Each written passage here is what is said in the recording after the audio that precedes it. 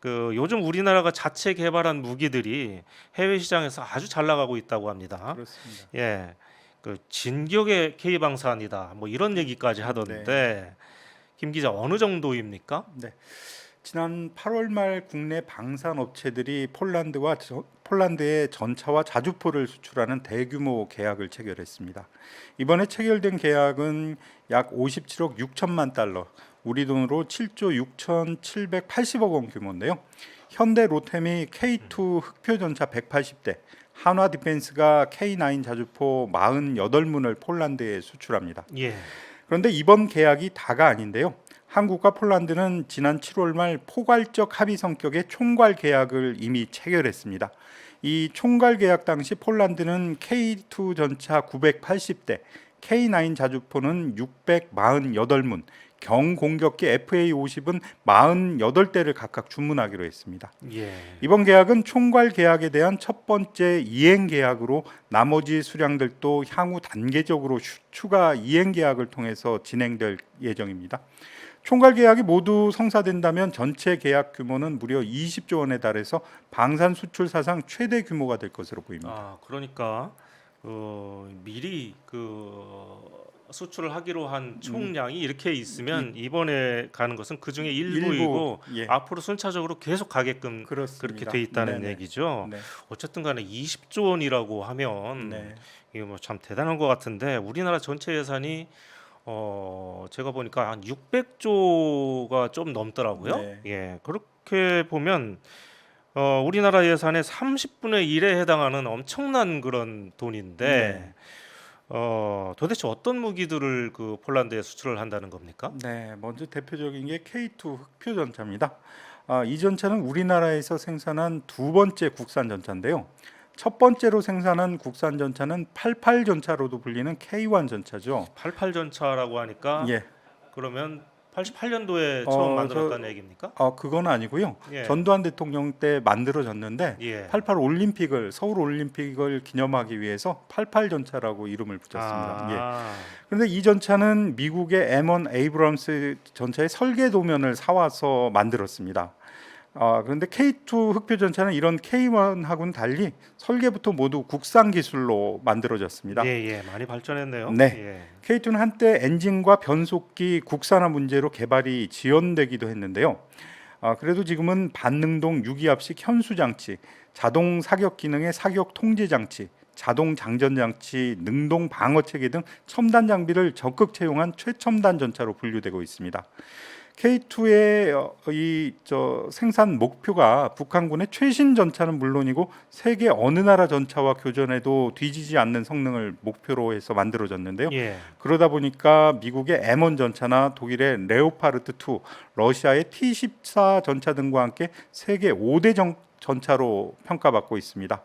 고성능인 만큼 가격도 싸지 않은데요. 국내 양산 가격은 대당 약 83억 원 정도지만 해외 판매 가격은 110억 원 수준입니다. 이런 K2 전차를 폴란드에 1,000대 가깝게 수출하는 겁니다. 이게 이 전차라고 이렇게 하는데 우리가 흔히 알고 있는 탱크를 얘기하는 그렇습니다. 거죠. 네. 예. 예. 폴란드에 이렇게 많은 전차가 필요하다는 것도 이거 굉장히 놀라운데요. 네. 예. 다음 그 K9 자주포네요. 네. K9 자주포는 세계 최고 수준의 자주포로 이미 평가받고 있습니다. 그리고 동급 성능의 다른 자주포에 비해서 가격이 아주 싸다는 장점이 있는데요.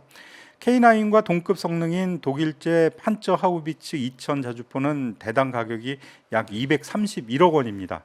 그런데 우리 K9은 대당 7, 80억 원에 불과합니다. 그래서 튀르키예는 K9을 설계 단계부터 도입해서 자국에서 280문을 생산했고요. 폴란드도 크랩이라는 자국산 자주포 차대에다가 이 K9을 활용해서 120문이나 도입을 이미 했습니다. 최근에는 인도가 100여 문, 호주는 30문을 도입하고 있습니다. 또 이미 우리 육군이 1,000문 가깝게 이미 보유하고 운용을 하고 있어서 중고품으로도 수출이 가능한데요. 신품에 가깝게 새로 정비를 해서 수출하는 중고 K9을 핀란드에 48문, 에스토니아에 18문을 이미 수출한 바가 있습니다. 예, K9은 이미 여러 나라에서 이렇게 도입을 하고 있었네요. 그렇습니다. 예.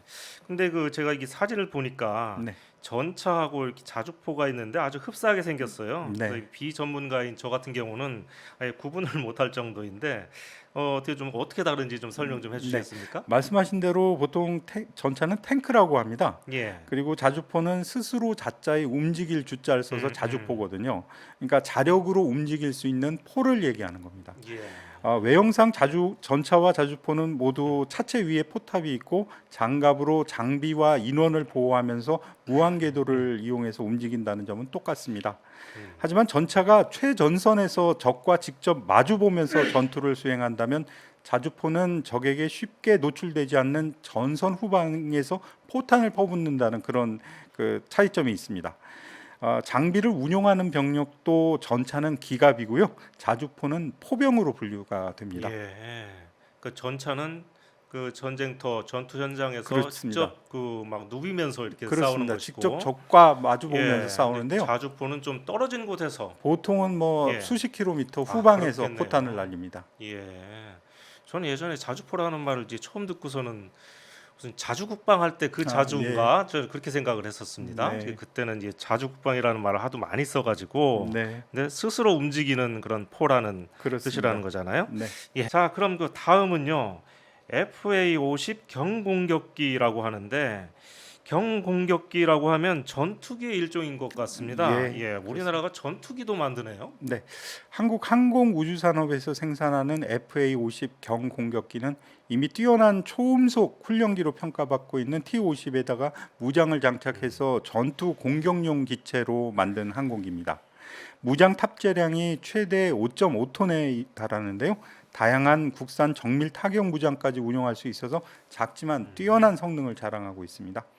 F-16을 제작한 로키드 마틴의 기술 협력으로 만들어진 덕에 조종 계통이 F-16과 아주 유사합니다. F-16은 이미 폴란드 공군이 도입해서 운용을 하고 있는데요. 그래서 폴란드 입장에서는 조종사들의 기종 전환 부담이 덜하다는 장점도 가지고 있습니다. 그러니까 F-16을 이미 조종을 하고 있는 이 폴란드의 파일로트들이 네, 이쪽으로 이게 옮겨서 운용하는데 조종하기가, 예, 조종하는데 별 문제가 없다. 굉장히 그렇습니다. 수월하다. 네, 이렇게 그게 큰 장점입니다. 예, 아무래도 뿌리가 같으니까 네, 예, 그럴 것 같습니다. 네. 그리고 또 한 가지 주목할 점은 이 FA-50의 가격이 아주 싸다는 데 있습니다. 예. 가격 경쟁력이 아주 뛰어난데요. FA-50의 가격은 대당 540억 정도입니다. 뭐 물론 이것도 저 작은 금액은 아니지만 예. F-16 전투기의 최신형 기종이 약 950억 원이고요. 유럽에서 생산하고 있는 유로파이터가 대당 가격이 1,630억 원에 달합니다. 이런 전투기들과 비교를 하면 성능은 그렇게 떨어지지 않으면서도 가격은 아주 파격적이라고 할 수 있습니다. 또 빠른 시일 내에 생산해서 배치할 수 있다는 점도 폴란드가 FA-50을 선택한 이유 중 하나입니다. 정부는 폴란드 공군을 상대로 전투기 운용 노하우와 교육 훈련 프로그램을 제공하고 폴란드 현지의 항공기 정비센터도 건립할 예정입니다. 보통 미군이 우리나라에 전투기 같은 것을 팔면 이런 식으로 하지 않습니까? 네. 예, 운용 노하우 같은 것을 제공하고 현지에다가 이렇게 정비센터 같은 것도 건립하고 네. 이렇게 하는데 그렇습니다. 예. 어쨌든 뭐 성능은 별 차이가 없는데 네. 가격이 뭐 이렇게 싸다고 하면 한국산을 마다할 이유가 전혀 없겠습니다. 그렇습니다. 폴란드가 원하는 시기에 성능은 우수하면서도 가격은 저렴하게 도입할 수 있는 무기가 바로 한국산 무기들이었던 겁니다. 원래 폴란드는 미국으로부터 M1 에이브람스 전차 250여 대를 도입할 예정이었는데요. 문제는 시기였습니다. M1 전차가 오는 2025년 이후에야 들어올 수 있었던 건데요. 지난 2월 말 러시아가 우크라이나를 전격 침공하면서 상황이 급변했습니다. 폴란드가 나토의 지원 약속을 믿고 자국이 보유하고 있었던 전차와 자주포를 우크라이나에 지원했는데요. 그 바람에 전력 공백이 생겼습니다. 이 전력 공백을 메우기 위해서 신속하게 한국산 무기를 도입을 하게 된 겁니다.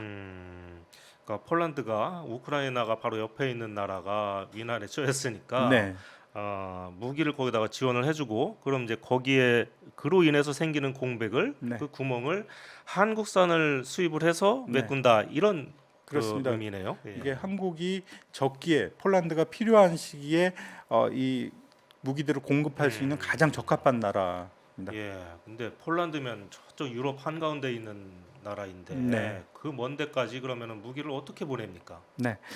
이번에 폴란드로 수출되는 무기 상당수는 현지에서 제작될 예정입니다.